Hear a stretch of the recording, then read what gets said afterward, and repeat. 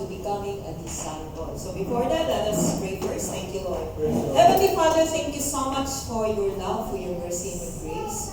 Thank you for this wonderful day you have given us and for this place that we can listen attentively and comfortably, O God. Be with us this day, Holy Spirit, and hold to us the truth you want us to learn, O God. Thank you so much for your love, for your grace, O God, sa aming buhay.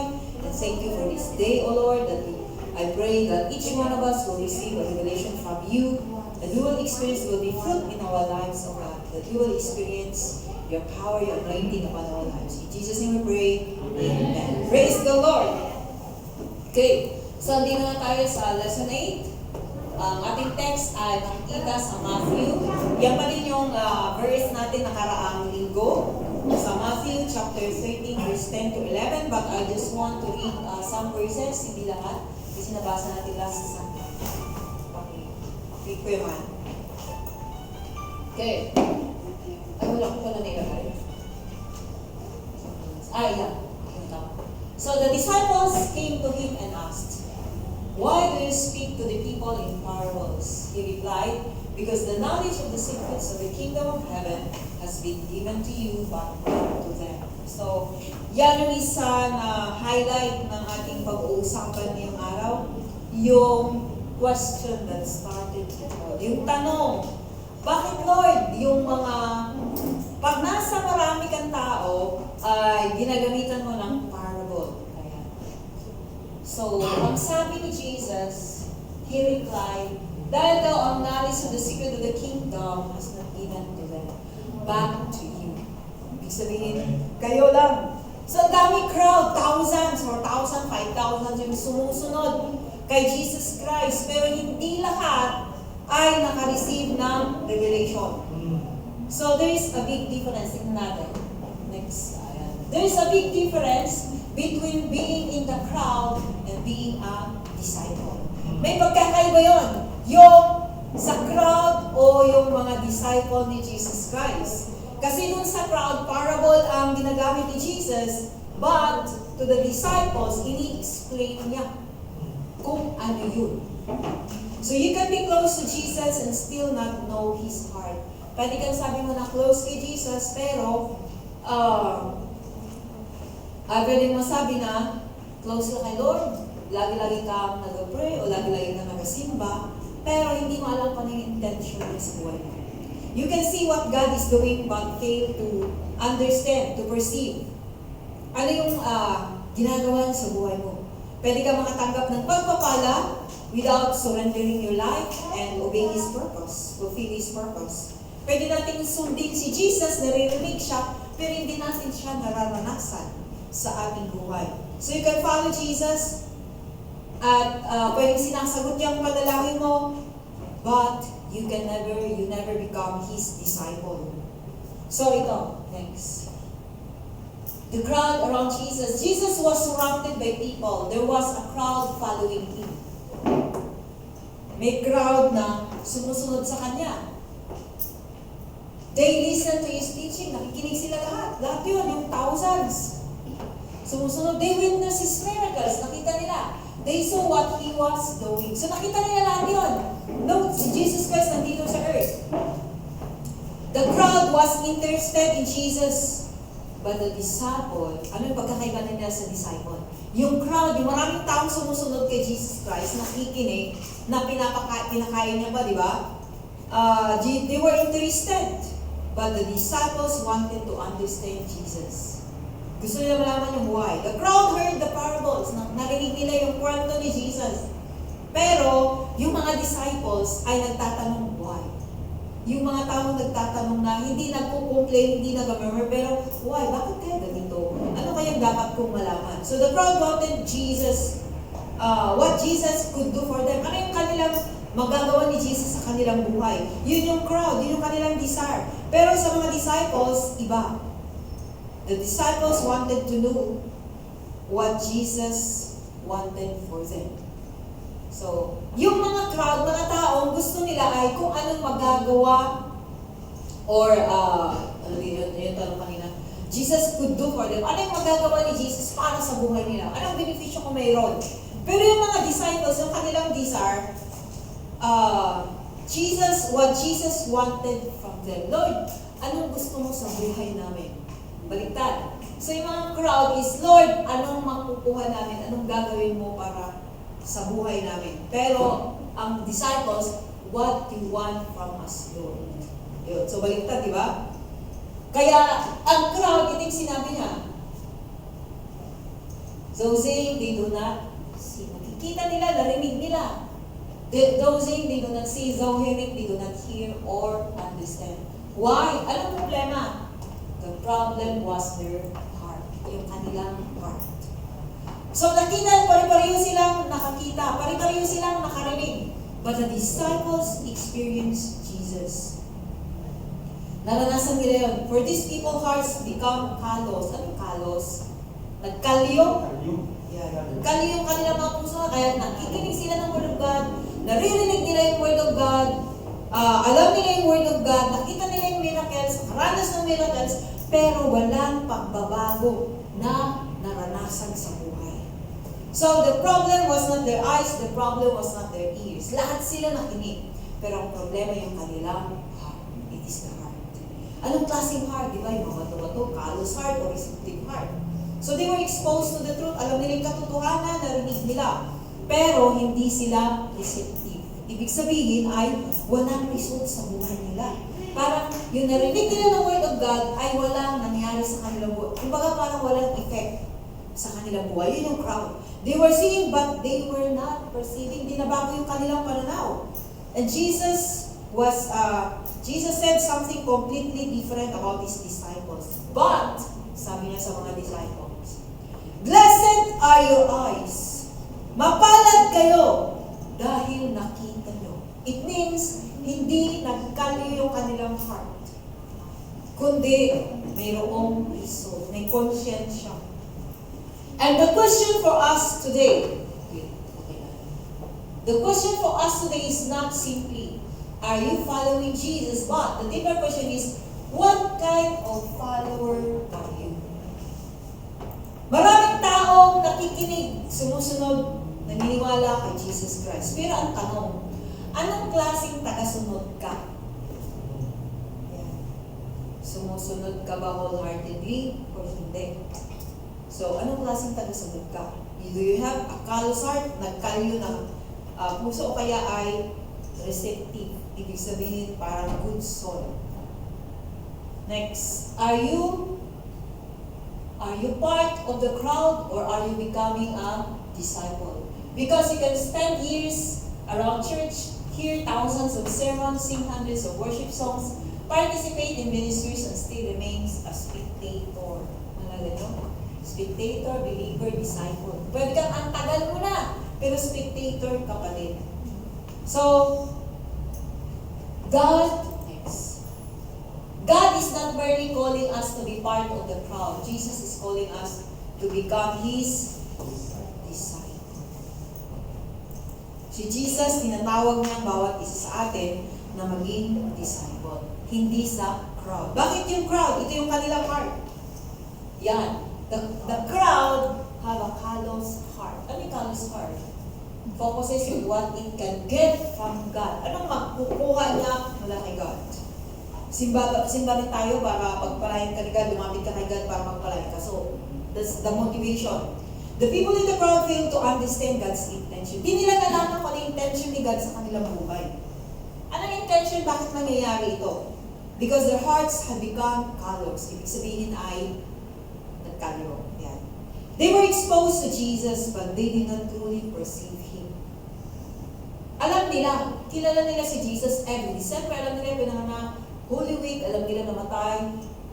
Tapos, on the third day, He resurrected. Alam nila lahat yun. And they even memorized verses. They were exposed to the truth. They heard Him, nakita nila. But they failed to understand. Remember, yung pag-intindi, pag-unawa sa salita ng Diyos, it takes revelation from the Holy Spirit. At isa sa mga dahilan, people remain in the crowd is because the focus is primarily on what they can receive. Ano yung matatanggap ko? Pag pumunta ka dyan, ako dyan, anong mapapala ko? Yeah. Yun yung motivation. They ask, what can God give me? Ano kaya di ba, pag hindi binigyan ni Lord yung sinagot yung panalangin, nagagalit talaga kay Lord or nag-question. Bakit ganito, Lord? How can God bless me? Paano ako pagpalain ni God? What can God do to my family? Ano ba? Ano ang ma-improve? Ma-improve ba ni Lord yung aking sitwasyon? How God can make my life easier?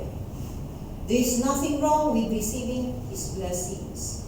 But there's something wrong when the blessing becomes more important than the one who gives you the blessing. Ang problema doon, kung mas mahalaga na yung pagpapala, kaysa yung nagbigay sa'yo ng pagpapala. If you remember, yung sinasabi natin, baka your blessing can become your curse. Paano siya naging curse? Kapag yung pagpapala na yan ay naging dahilan na para hindi ka maglapit kay God. For example, binigyan ka na ni Lord ng bagong bahay.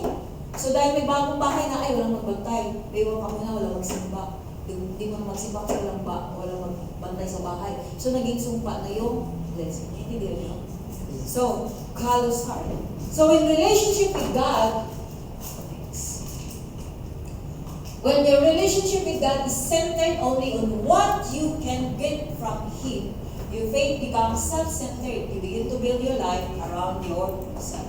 Kapag ka ang dahilan mo bakit ka lumalapit kay God ay para pagpalain ka, para maayos lang ang buhay mo, para sa pagpapala niya sa'yo, you begin to build your life around yourself. Pangalawa, you build your career for your own success. Para sa sarili na. Be self-centered. You build your income for your own bucket list. Kasi gusto ko mag-travel, kaya kailangan mag-start ako ng side hustle, business. Then study only to reach your own ambition. Para sa ambition mo. You develop your talents only to increase your own influence. Para maging influencer ka. You build your family only for your own comfort. Nakatutok lahat sa sarili. And eventually, even your relationship with God can become part of your personal agenda. Even yung pakipagrelasyon natin kay God, ang motive natin ay pwedeng maging personal agenda lang natin. Para makuha. Di ba yung nagpapakabait ka para pagpalain ka ni God? Nagpipray ka para pagpalain ka ni God. So you are using your own agenda. Parang, Lord, ito yung plano ko, pagpalain mo to, Lord. Ito yung gusto ko, ito yung pagpalain mo, Lord. Ito yung dinidesire ko, pagpalain mo ito, Lord. Parang gano'n. So, you are using God to bless your own agenda. So, ano pala dapat? Ano dapat? Yan yung may callous heart. What is God's will for me? But sometimes what we really mean is, how can God help me achieve what I already want? Yan. Paano kaya ako matulungan ni God sa aking gusto? Yun yung tendency nangyayari. Sa aking ambition. And that is not discipleship. That is using God to accomplish our own agenda. Ulit di ba? Kasi, kaya maraming nafe-feel, maraming na-frustrated, maraming nagagalit kay God o nagmurmur. Bakit? Kasi ginagamit mo si God to bless your own agenda. May sarili ka na eh. So the danger of missing God's intention, kaya nag-umpisa tayo dapat doon sa intention, yung purpose niya.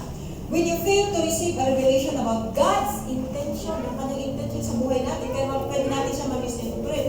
When you do not understand God's purpose sa buhay natin, your mindset will remain centered on yourself. But, ito next. The moment you receive a revelation about God's purpose, something begins to shift inside. Pag naintindihan mo, the moment na naintindihan mo yung layunin, yung intention, yung will ni God sa buhay mo, may magbabago sa iyong isipan, the shift of mind. Shifting of mind. Mababago yung ating pananaw. Kasi alam mo na yung intention ni God sa buhay mo.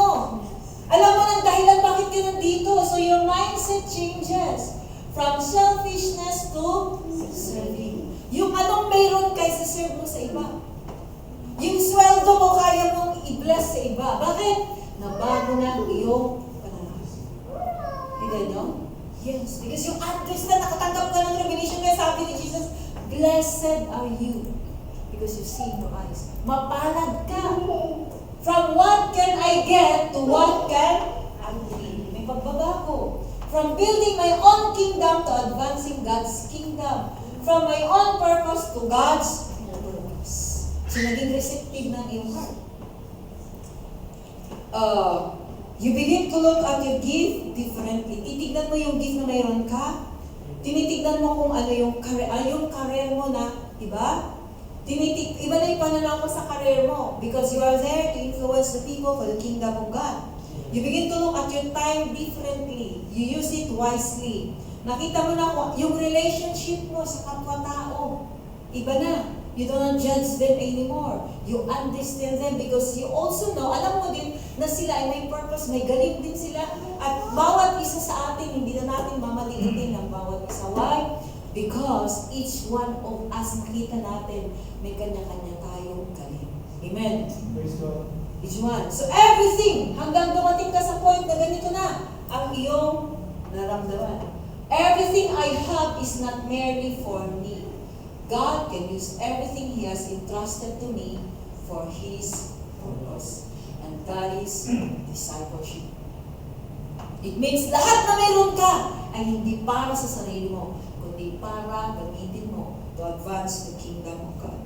So yung example mga Israelites, this is what happened to the Israelites. Di ba? Pinalaya sila mula sa Egypt, nag-travel sila papuntang Canaan dapat.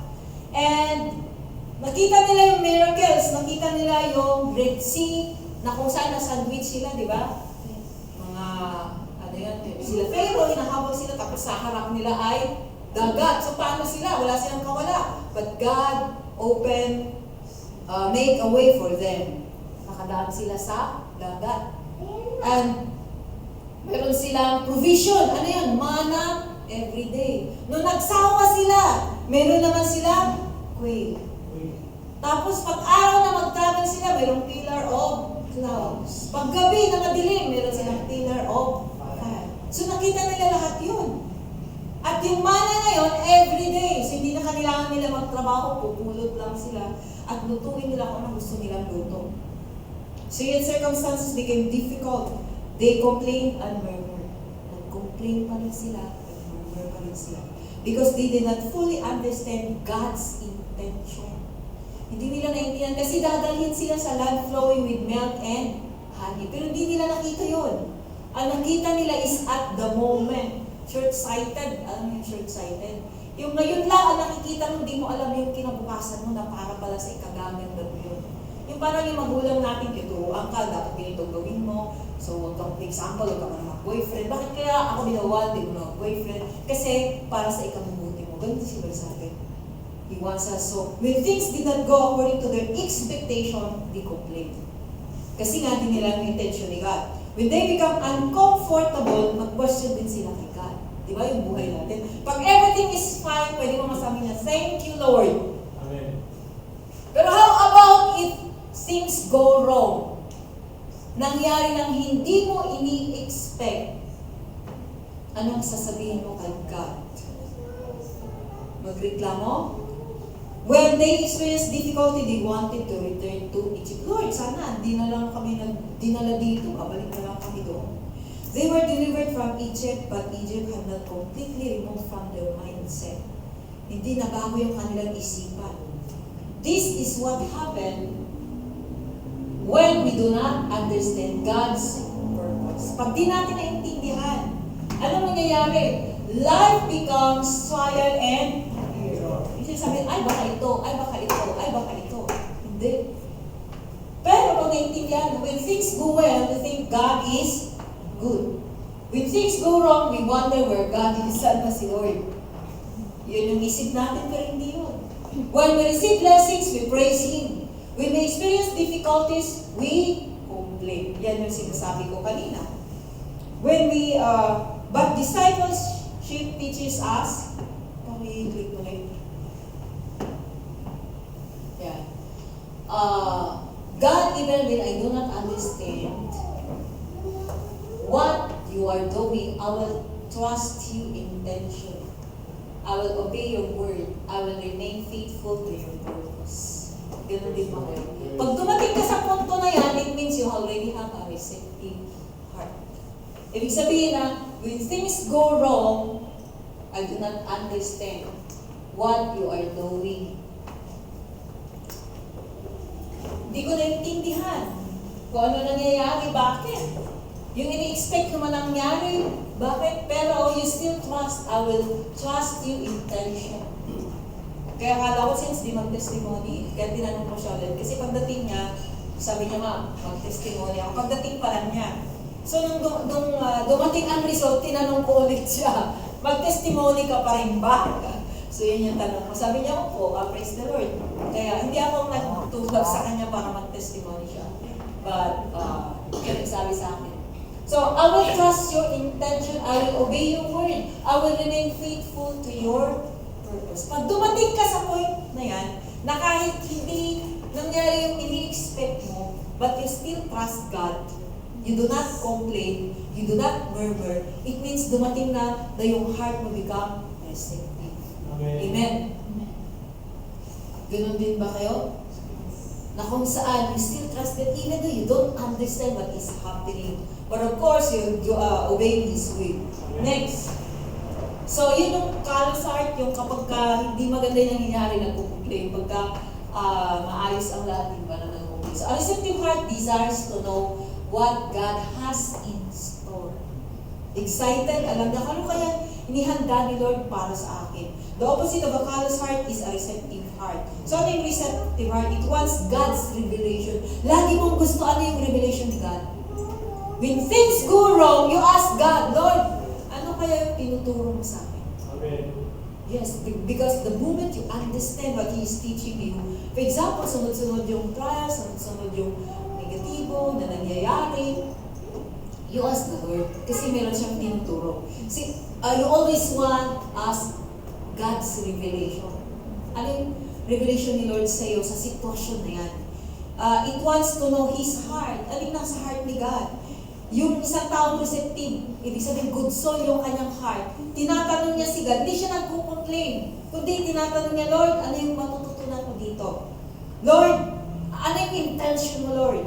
It wants to understand His kingdom. Remember, we're talking about the kingdom of God. Sabi nga ni Dr. Miles Monroe, I have been to Methodist, I have been to Catholic, hindi ko sa Catholic, I have been to Methodist, I've been to Baptist, kasi Baptist yung kanyang father. I've been to Assemblies of God, Assemblies of God yung mother niya. I've been to different churches, but nobody teaches about the kingdom of God. That's why, sabi niya, ito yung pinakita ni Lord. Ano yung preach mo? It's about the kingdom of God. It's not literal na kingdom, but the influence. And it's true. Nabago yung pananaw ko when I understand that. And I believe that you also experience that. So, lagi mong tinatanong yung, ano kayang intention ni God? Lagi, ano yung intention? Ano yung sabi ng mga disciples? Next, lagi sila nagtatanong na hindi lang why na nagagalit kay God, kundi yung ano yung intention. The disciples came to Him and asked, why do you speak to the people in parables? Bakit? Kasi sabi niya, di ba, parang ang sagot niya kanina, because the secrets of the kingdom of God belongs to you, but not to them. Madaming Kristiyano ang hindi naintindihan how the kingdom of God works. Ang daming churches, but they never teaches about the kingdom. The principles. Yes, they are talking about the kingdom, but they don't understand. At yun ang pinakita ni Lord sa akin. And my mind was changed, my perspective was changed. Nabago. Kasi nakafocus lang sa blessing. The disciples came to, the crowd heard the parable, narinig nila. The disciple came closer to Jesus. The crowd listened and went away. Pagkatapos ng nagturo si Jesus Christ, umalis na sila. But the disciples remained. Bakit? Intentionally. The disciple listened and asked questions. The crowd was satisfied with hearing. Nakinig lang. Pumunta lang sa church. Importante, naka-church na ako. Period. But other day, wala na. The disciples wanted understanding. Gusto ko maintindihan, gusto ko maalaman. Ano yung ibig sabihin nito? They need revelation. They want revelation. That is what makes the disciple different. They spend time. They take time no matter how busy they are. Hindi spare time si God. Hindi kung may panahon lang. No, it's not. The disciples have a receptive heart. That's why they have the time, no matter how busy they are. So the disciple has a hunger to know God. Mayroon silang desire. Intentional sila. You become intentional. You cannot become a disciple accidentally. Hindi ka pwedeng maging disciple ni Jesus Christ na accidentally lang. You cannot say, I'll spend time with God when I have time. Pag busy ako, saka na. Yeah. So, I read the Bible if I am not busy. I pray when I have a problem. I'll serve when it is convenient.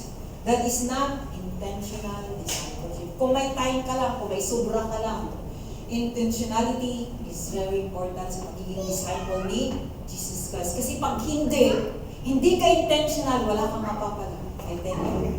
I remember, I enrolled in a coaching. At yung coaching na ito ay hindi libre. Kung sabi ka, parang discipleship, no? And, if I'm not intentional, so I remember nung nag-enroll ako, and I had to pay. At yung bayad ay hindi, kinikwenta ko is 2 years ko siguro na nag-aral sa college. And almost one semester sa maths. Isang semester.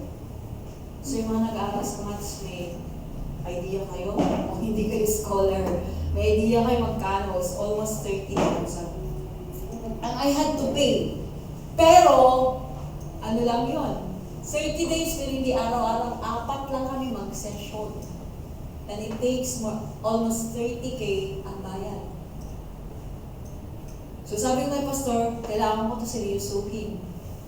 Maliban sa malaking bayad, nag-decide kasi ako eh. I decided, that's why I was willing to pay. Hindi pa cash yun. I have to pay for, gamit yung aking credit card. Kasi wala akong ganun kalaki or ibayad ko man kung anong meron ako. Then, baka magagamit ko pati yung kapital ng aklat. So I had to pay from the credit card. At sabi ko kay Pastor, kailangan ko ito seryosuhin. Kailangan ko seryosuhin kasi hindi sa akin yung bayad ko, no? Pero seryoso talaga ako. That's why I decided na yung sabi nila na mas maganda na lang daw yung sinubukan mo kasi hindi mo talaga sinubukan. May mas maganda yung ginawa kang bago that you come out from your comfortable zone and you come out and you go to the uncomfortable zone. So I paid sa my credit card. Di ko alam kung anong kahihinat na. I don't know what is the result. But I was determined to be intentional. Gusto ko siya seryosuhin.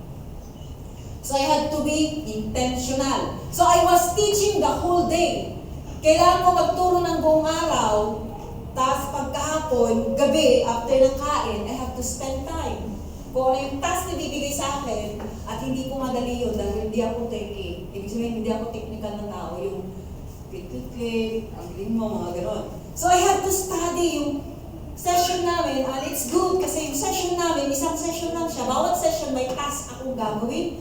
And kailangan ko siya ulit-ulitin yung instruction, yung video, kasi naka-video lahat ng recorded lahat ng session. Lahat, ulitin ko siguro at least mga 5 times, panuurin ko bago ko magawa yung task na pinapagawa sa akin.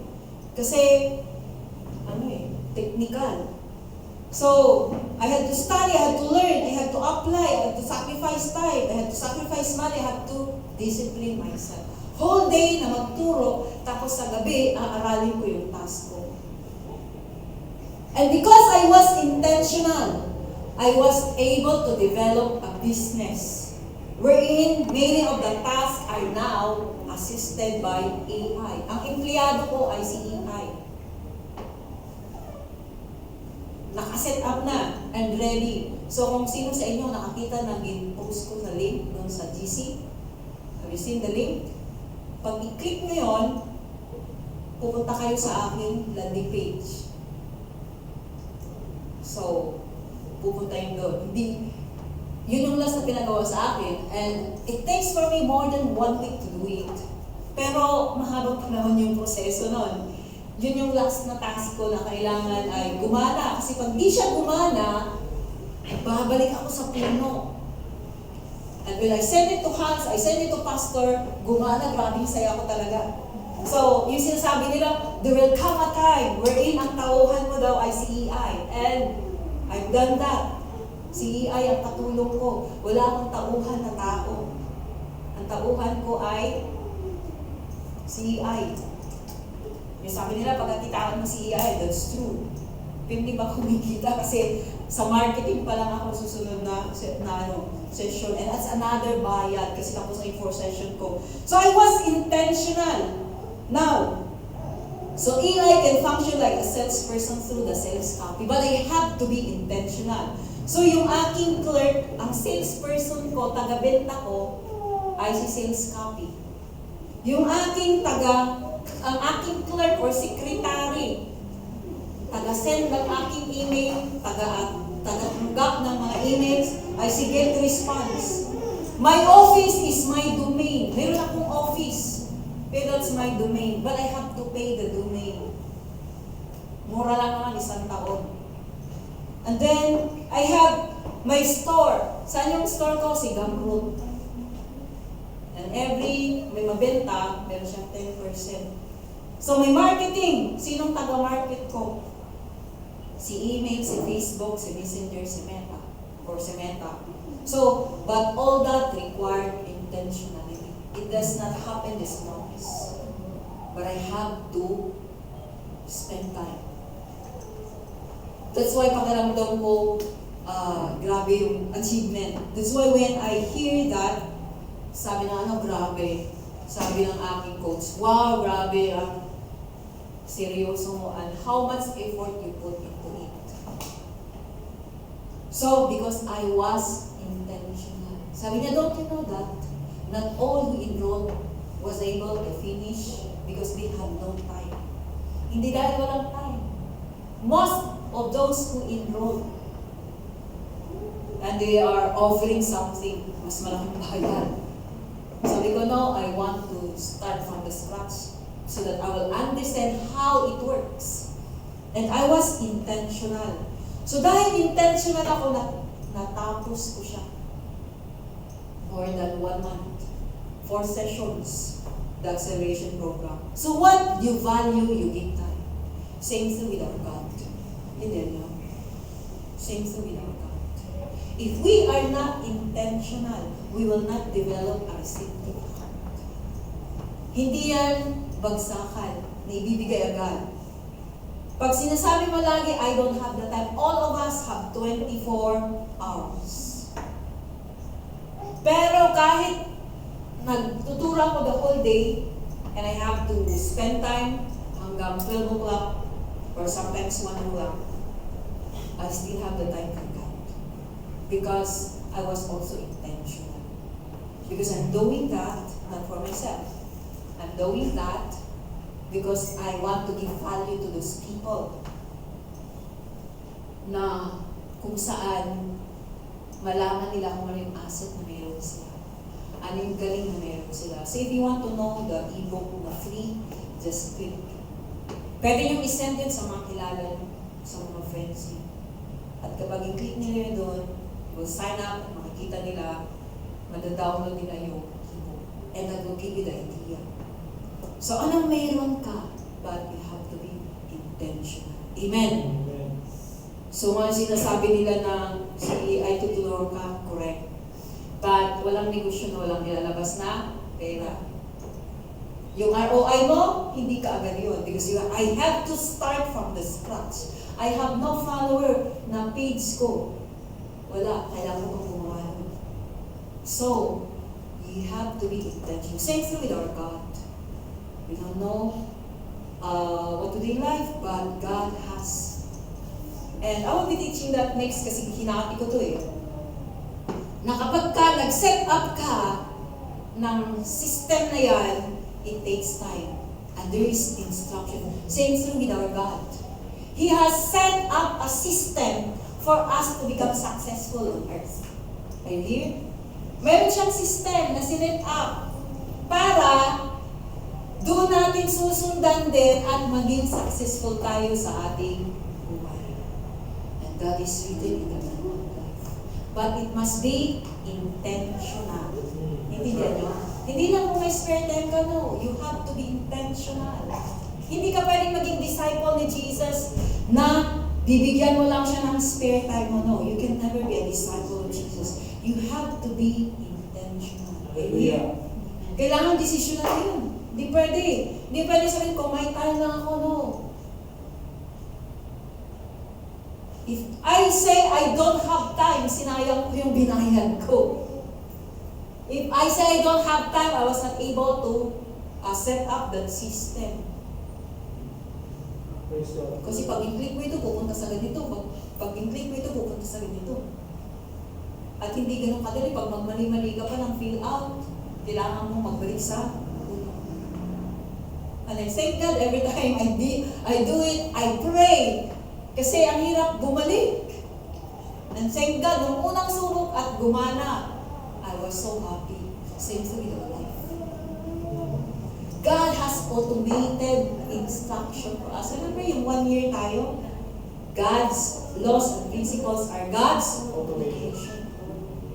Praise God. And it must be intentional. It must be intentional. Kung hindi mahalaga sa'yo, you will not give time. But if you value that, you're willing to sacrifice. So we make time for things we consider important. And if you want to move from being part of the crowd to becoming a disciple, you need to have a strong desire and hunger for God. It is intentional. Kailangan mo yun. Pag passive ka lang, nothing will happen to your life. Hindi mo maranasan yung sinasabi ni Lord sa Bible. If Jesus is truly important, saan kaya yun? Okay. What you value, you make time for. Kung ano yung mahalaga sa'yo, binibigyan mo ng panahon. Hindi nyo? Para yung nanay, kung mahalaga sa kanya yung anak niya, bibigyan niya ng panahon. And if Jesus is truly important to us, we must intentionally make time for Him. Yeah. Kung mahalaga si Jesus sa'yo, hindi mo sasabihin na kung may panahon lang ako. Jesus died on the cross. He left heaven and Amen. He was hung on the cross Yes. because you are valuable to Him. Amen. How about us? Mahalaga ba siya sa'yo? Amen. O yung pagpapala niya lang ang mahalaga sa'yo? Ganun yan. So, not merely our spare time ang ibibigay. We must be intentional. Hallelujah. So, how do we move from the crowd to becoming a disciple? Paano? May tatlo lang. But, itong tatlong to, may tatlo lang tayong dapat gawin. Una is choose Jesus as your master. Pangalawa, choose to obey His laws and principles. Pangatlo, choose to remain faithful until He comes. Tatlo yun. But this morning, isa lang muna ang aking i-share dahil mahaba na siya. So, una-una ay how do we move? Una, choose Jesus as your master to receive revelation. Kumbaga siya yung magiging coach mo. Matthew 13:10 to 11. Yeah.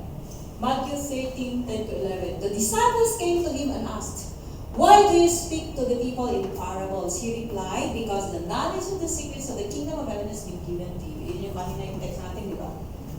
Bakit? Kasi parable lang. Di nila nakuha, di nila naintindihan. Sabi ko sa inyo, hindi lahat ng tao, hindi lahat ng Kristiyano, hindi lahat ng churches nagtuturo about the kingdom of God because they fail to understand and focus on it. And they fail to intentionally study it. It's not the crowd, it's the disciples, the quality. Hindi sa dami, kundi quality. Hello? Praise God. Si Jesus, ang dami sumunod sa Kanya. Pero iilan? Ang naka-receive ng revelation, only the 12. Sumablay mo sa akin. Diba? 11, thousands na yun po nag-follow sa kanya. Pero only 11 remain. Isa ka rin ba dun sa crowd or dun sa disciple? If you want, you must be intentional. Hindi pwede kung may spare time ka lang. Para din yung pag naranasan mo yung ibang klase. Blessed are your eyes. Sa verse 16. But blessed are your eyes because they see and your ears because they hear. Mapalad ka pag naiintindihan mo yon. Ang intention ni God sa buhay mo. Mapalad ka. One of the reasons why I was intentional is because of that. Bumabalik ako doon. Minsan parang malilimutan ko. Mawawala ako sa focus and God always remind me. One time, nagtawag ako sa PCBS. Ay, nag-email. At ang daming requirements. And, pag nag-display ako doon, kailangan yung 40% sa kanila, 60% lang mapunta sa akin. Laki, no? Laki. And I have to follow all the requirements para mailagay ko yung aklat ko doon. That's the reason I enrolled doon sa ebook na yun na business. Kasi para may pang back up. There's another way. But, sabi ko, grabe, parang ayaw mo ituloy. But, God reminded me, you are there. You have written that book not to look on the income, but you can serve, you give to the people. Binilit ako doon ni Lord. Sabi ko, yes Lord, sorry. Minsan, dumarating sa ganun, no? Especially when you needed the money. Dumarating sa ganun, but God reminded me, hey, hindi mo ilalagay yan doon para ka lang kumita, but to serve. There are people out there na naghahanap ng dahilan bakit sila nabubuhay sa mundo ito. Anong dahilan bakit ka nandito? Anong dahilan bakit ka pinanganak? Anong dahilan? The moment we understand, we receive a revelation, sabi ko kanina sa inyo, di ba? Naranasan natin magbabago pananaw mo sa buhay, magbabago pananaw mo sa sarili mo, magbabago pananaw mo sa pera, magbabago pananaw mo sa mundo ito, magbabago pananaw mo pag umiiwan ka. You will not become proud. Bakit? Kasi nakikita mo, kasama mo si Lord lagi, at yung gusto niya ang ginagawa mo. If Jesus is your master, you will intentionally take time to listen to Him because He is your master. Kailangan piliin mo siya. Desisyonan mo. That's intentional. He owns your life. Tinatawag niyo ba si Jesus na Lord niyo? Yes. So it means, siya nagmamayari buhay mo. May karapatan ka ba para sa sarili mo? Wala. Kasi tinawag mo siyang Lord. Do you have the right to spend your own time because you call Him your Lord? Kaya not everyone who calls to me Lord, Lord will be saved. Only those who do the will of the Father. He owns your life. Therefore, kailangan mo makinig sa Kanya. You choose to spend time with Him. Yes. Pipiliin mo siya, ayaw ka dun sa babaan. You choose to spend time with Him because He is your master. Ang haba kasi nito, there are 52 slides. At hindi akong gumawa niyan. Ginamit ko na si Cloudy AI para, can you make a PowerPoint for this? Inedit ko lang, inayos ko lang. So, simple lang yung ginawa na kasi free lang yan. Because I have no time already. 52 slides ang haba. But I have to highlight lahat ng kanyang ilalagay. Ito ilalagay mo kasi pag hayaan ko siya, baka di ko alam ang ilalagay niya. You choose to spend time with Him because He is your master. So, pipiliin mo si Jesus. If Jesus is your master, His voice must matter to you. Kaninong boses ang pinapakinggan mo? Boses ng nanay mo? Boses ng crowd? Boses ng anong uso? Boses ng boses mo o sarili mo? Your master. Yourself is your master. Pag sarili mo sinusunod mo, edi hindi si Jesus ang master mo. His word must matter more than your feelings. Yung salita niya ay mas mahalaga kaysa nararamdaman mo. Remember, sabi ko sa inyo, intentional. No matter how busy you are, no matter how tired you are, you have to do it. intentionally. Kasi pag hindi, walang mangyayari, hindi mo mararanasan. His principles must matter more than your preferences. His will must matter more than your plans. Di ba kanina sabi natin, Lord, bless my plan. Eh, plan mo pala, your own agenda. Kaya pag hindi nasagot, nagagalit ka kay God because it's your own agenda. It's not God's agenda. So, how do you receive revelation? It takes revelation para maintindihan mo si Jesus Christ, yung kanyang intention. It takes revelation para piliin mo si Jesus sa buhay mo na maging master. It's not enough to say, Jesus, you are my Lord, and I accept you as my Lord and Savior. Pero hanggat hindi ka dumating dun sa punto na, Lord, kailangan kita sa buhay ko, pag wala ka lang ako. Pag dumating ka sa puntong gano'n, you receive a revelation. But ano, hindi lang doon. But every time you read the Word of God, every time nakikinig ka kagaya nito, pag walang revelation si God sa'yo, sa pakikinig mo ngayon, it means you are like in the crowd. You are like the people in the crowd. They are ever hearing but they never heard. They are ever seeing but they never see. So, anong gagawin natin para makatanggap ka ng revelation from the teachings? Next, how do you receive? The disciples came to him and asked. Pagkatapos nito ngayon, narinig mo ang preaching. Bukas may ipapadala na devotional. If you are that intentional, no matter how busy you are, uunahin mo yun basahin. Why? Because that will help you to meditate ano yung kanyang teaching.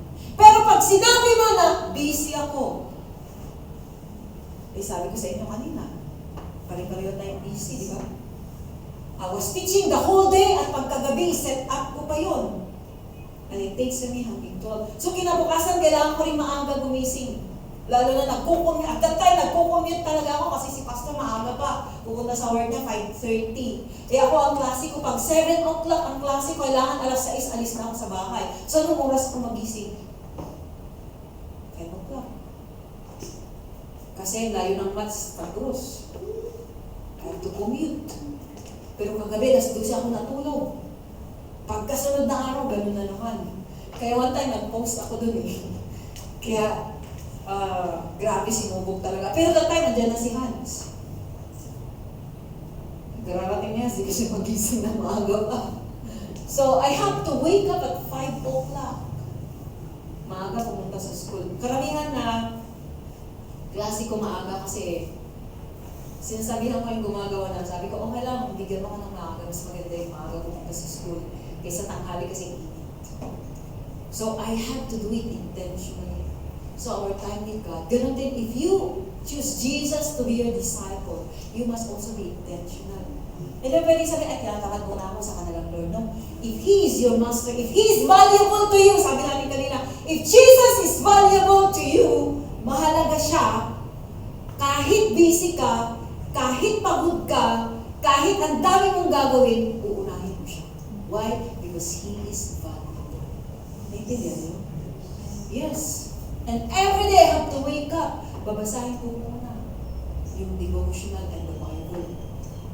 Each one of us. So our time is gold. Our time is gold. But hindi sinasayang yun. You have to be intentional. So, the disciples came to ask. Hindi lang pagkatapos ng turo, maglalaan pa sila ng panahon kay Jesus Christ. Kagaya nito, ulitin ko, nakinig ka ngayon para ma-digest mo kung ano yung gusto ni Lord, makareceive ka ng revelation. Tomorrow, you have to click again and read the devotional.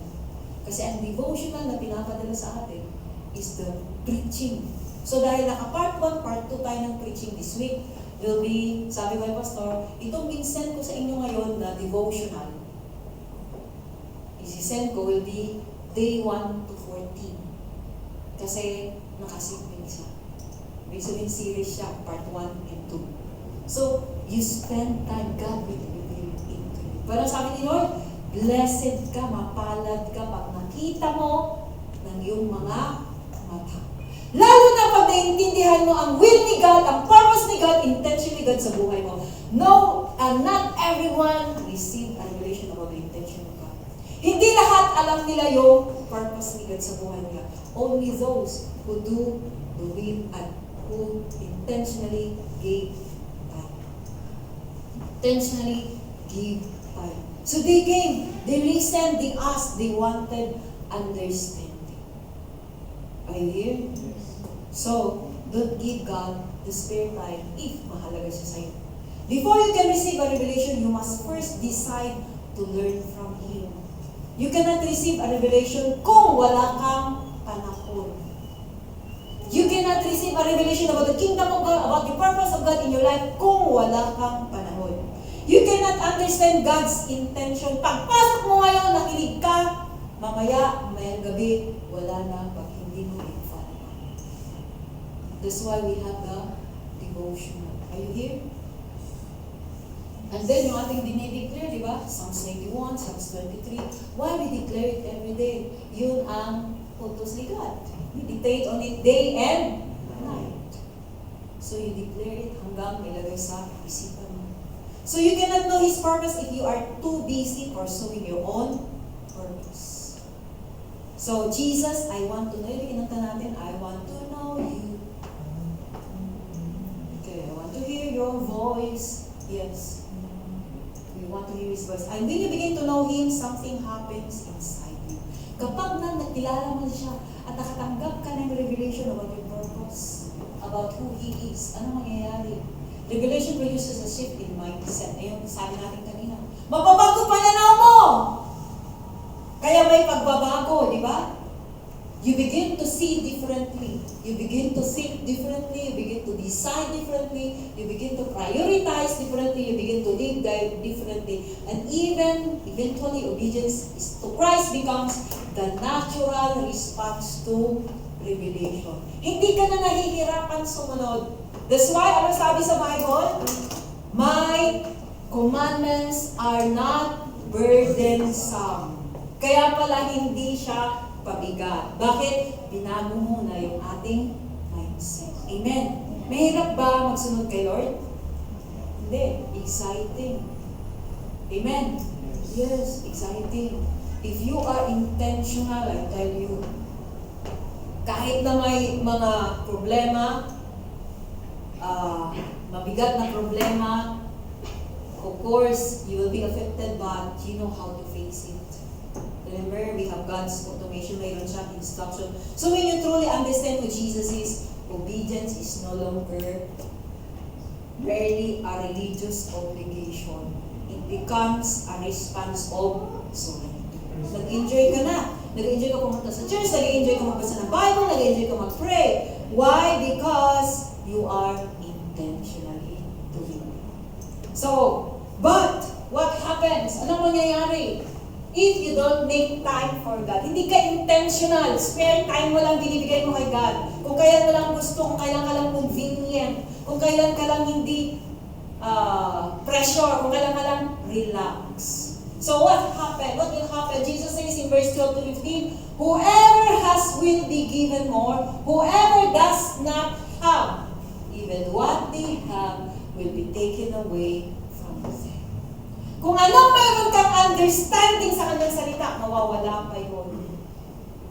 Malilimutan mo na. Kasi nga, hindi ka intentional. So, next, meron pa. Ito yung masakla. Then he described people who are ever hearing but never understanding, and ever seeing but never perceiving. Why? Because their hearts have become callous. Nagkalyo na. Hindi na siya nakukonsensya kung makapagbasa man siya o hindi ng Bible. Hindi na siya nakukonsensya. Kasi nagkalos na eh. Wala na siya, kaya nakikinig pero walang naiintindihan. Nakita niya yung pagpapala ni God, pero never understand the intention of God's will. Because their hearts become callous. So if you continue to refuse to listen, eventually you become insensitive. Hindi ka, insensitive ka na, siyempre magkano na eh. Lalo na pag paulit-ulit ka na, sinasabihan ni God, you can attend church for years, remain spiritually mature.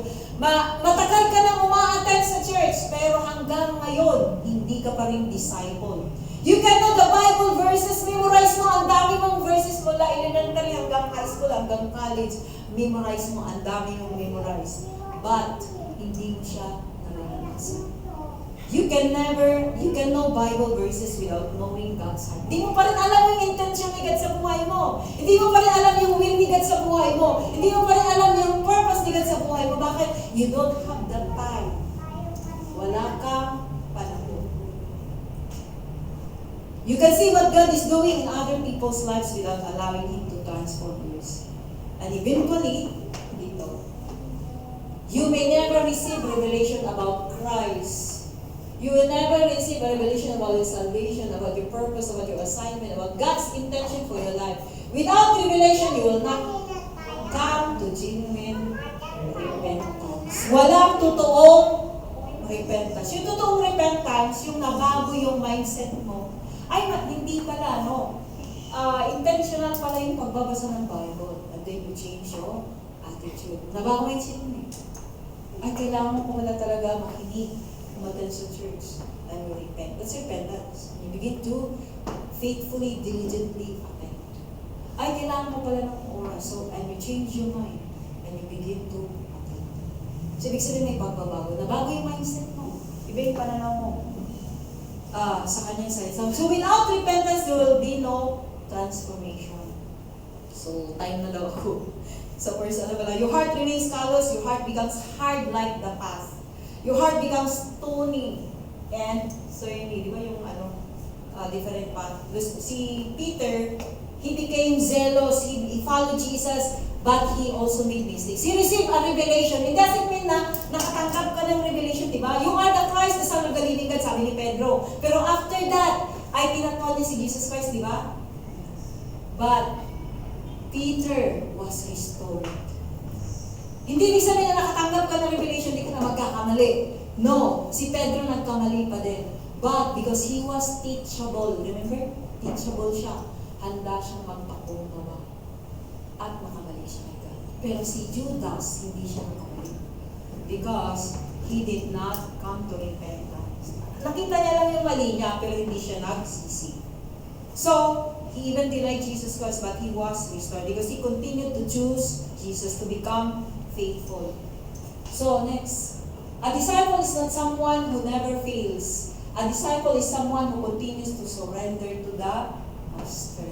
Kahit nagkakamali, kahit napi-fail, bumabalik pa rin, bumabangon at bumabalik. Naintindihan niyo? Hindi perfect. Na dahil may revelation ka na, hindi ka na magkakamali. No, there are times na napapagod ka, nagkakamali ka, but you come out again, you wake up again, or bumangon ka ulit, tumayo ka ulit, and you surrender to the Master daily, araw-araw. Kung kahapon nag-surrender ka, ngayon dapat ulit.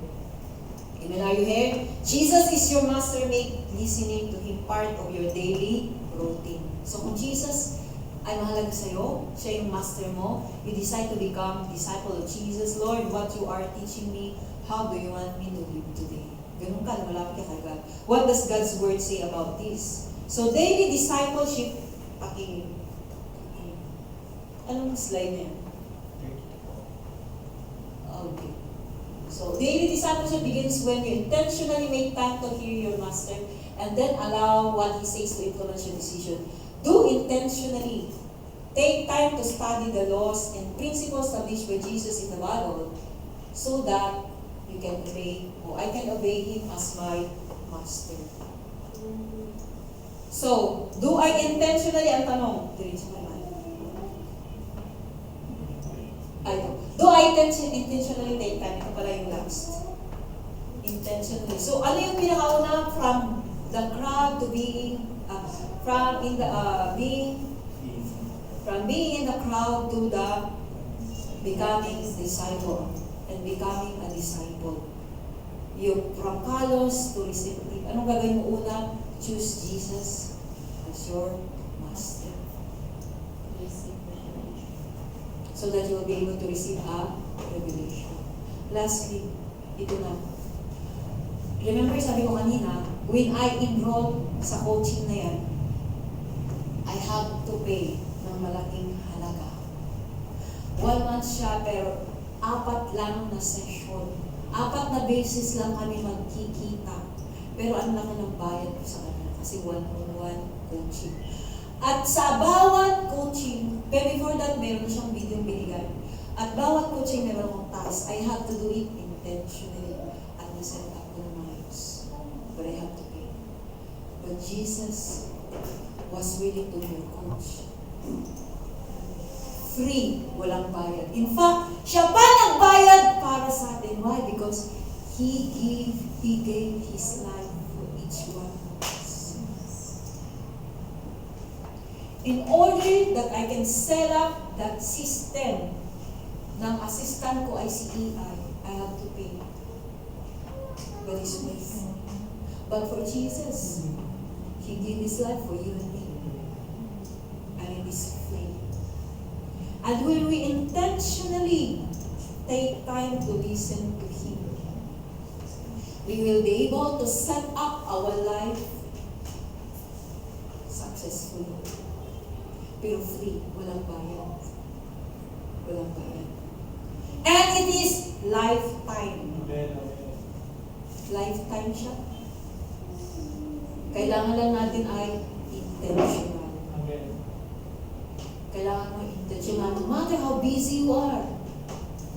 Kasi kapatid, pag hindi ka naging intentional, hindi mo ma-set up yung buhay mo according sa kanyang plano. Because the Bible has all the instruction. But we need someone. I remember, nag-launch ako dati ng e-book ko na wala akong coach. Pero, hindi naging maayos. Kasi walang nag-guide sa akin. Same thing in our life. Pag walang nag-guide sa atin, pwede masimplang-simplang tayo at walang gagawin sa atin. But Jesus gave His life freely for each one of us. At kapag pinili natin siya, kagabayan niya tayo na walang bayad. And nung sinabihan ako ng aking coach, sabi niya, wow, grabe. You have put so much effort and sacrifice what is given to you. We saw how serious you are. Ang sarap ng pakiramdam ko. How much more for our God. When one day we will face God, and when God will tell us, well done. Wow, you're faithful. Well done, good faithful servant. Kung yun ang sarap ng pakiramdam, how much more the God who created us? How much more the God who gave His life for each one of us? Binigay niya yung kanyang buhay. Wala tayong babayaran. It's all free. And it is lifetime. Nagagabayan niya tayo how to set up our life and to guide our life. But our task is to be intentional. Do you want to make Jesus as the master of your life? And be intentional with that decision that no matter how busy you are, you will give time because those laws and principles, and next week, Sunday, I will explain to you paano i-set up ang buhay mo according sa kanyang laws and principles.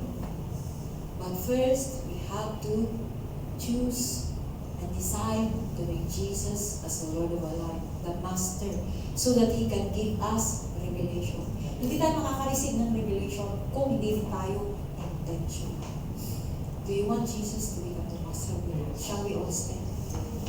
Thank you, Jesus. Thank you.